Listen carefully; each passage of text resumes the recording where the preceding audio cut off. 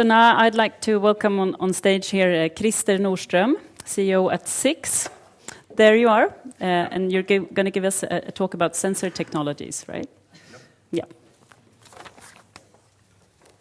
Yeah. Okay, hello everybody. I heard this presentation from Lou here, and he really explained what I'm going to say now, so that will be fun. First of all, I love cross-country skiing.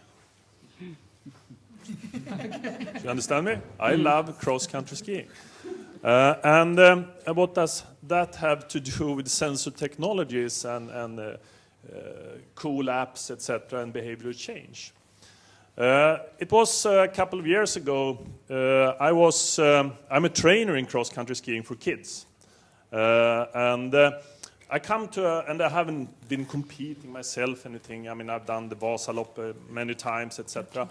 But suddenly I realized that I can't help these kids anymore. I mean, they come to a certain level, and I don't know how to help them to improve or to develop.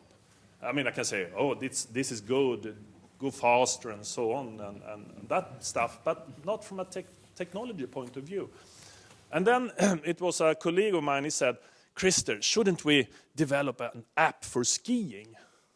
An app for skiing? Yeah, I mean, I've been thinking about that. You know, poling, for example, you have the forces in the poles, stavar. You know, poling, stakning for Swedish people. So then we started to think, well, what can we do? And then I was thinking like, I mean, I've been in business for many years and that, who knows anything about this? And then we found out some people that really knows a lot about skiing.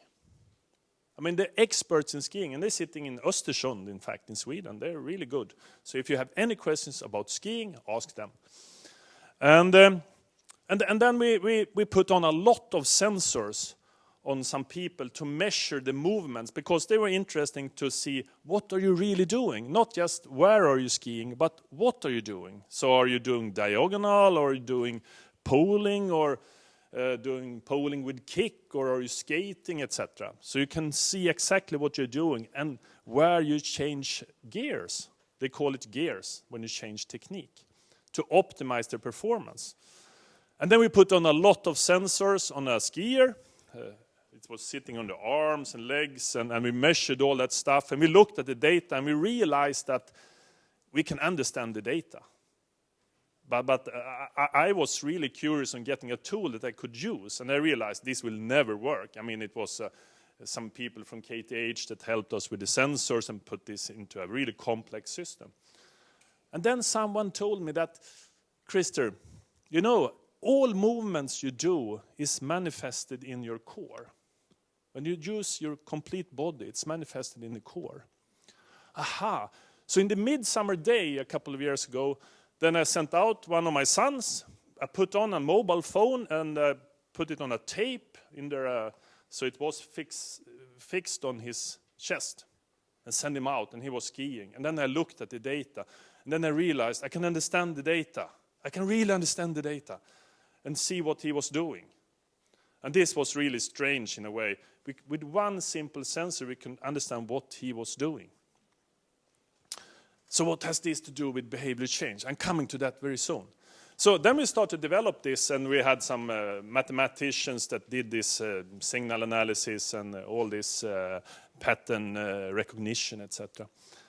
And after a while, we had a tool that could do this. But we could do more with this tool. We could also look at how much energy did you put in each movement cycle. How much waste did you have in the movement cycle? So for example, now I have to put this away. So when you're pulling like this, do something like this. And then for example, if you're not strong enough in your core, then you maybe do something like this. Not that much.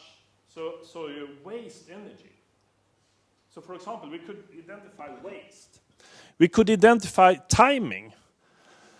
And when people start to look at this, then they get addicted to the data, because this was a mirror of myself. You know, how many of you have a heart rate monitor watch when you're running? I think a lot of you have. And this is some kind of mirror. You see yourself in an abstract way, but you start to see yourself with movements. And then, of course, after a while, we could realize, how could we improve? We could look at this data and say, you can improve. And then people get curious. How could I improve? And why are you much better than me? Could we compare our data? Or why couldn't I compare the data with some that is an expert? I mean, the best in the world. And suddenly you get very curious about your own movement in relation to other.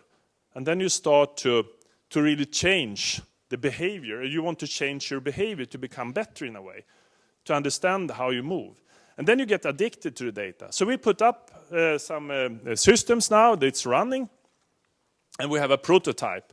And you know when you have a prototype and doing this analysis, and suddenly this server we have, sometimes now and then we take it down, and then we get really angry mail from the people that are testing our system. And that is really cool. Why do we get these angry mails? Because they're addicted to the information, because they're really troubled. I was out skiing yesterday on roller skis, and I couldn't upload the data, and I couldn't get the analysis of the data. So they are getting addicted to the data, and they are addicted to see their change.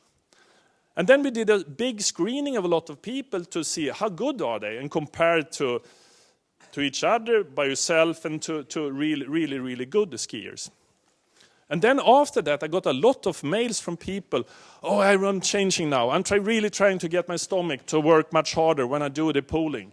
And then, I get ache in my elbows, because I get so much power in my pulling. So what's happening when you have this kind of tools?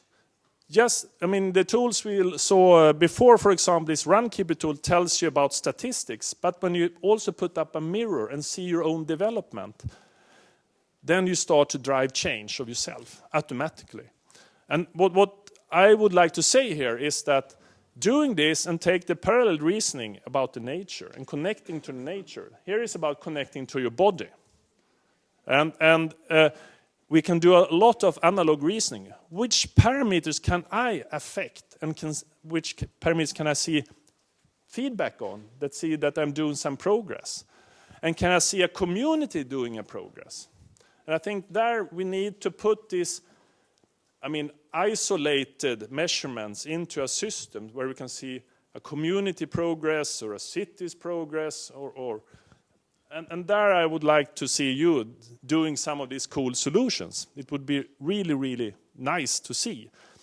And if you think about this watch, this heart rate monitor watch, when you start to talk with people, going a little bit deeper, a lot of people are using this heart rate monitor watch to reconnect to their body, to understand their own body. It's quite strange. You have your body all the time.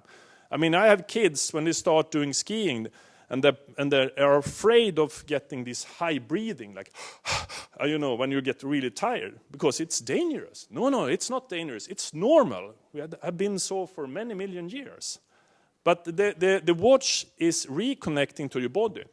But then if you talk, for example, with the best skier in the world, they're really connected to the body, or the best runner in the world. Do you know what they do with the heart rate monitor? They put it away, because they want to reconnect to the body, because they have abstracted the body too much. So it's a balance with technology there.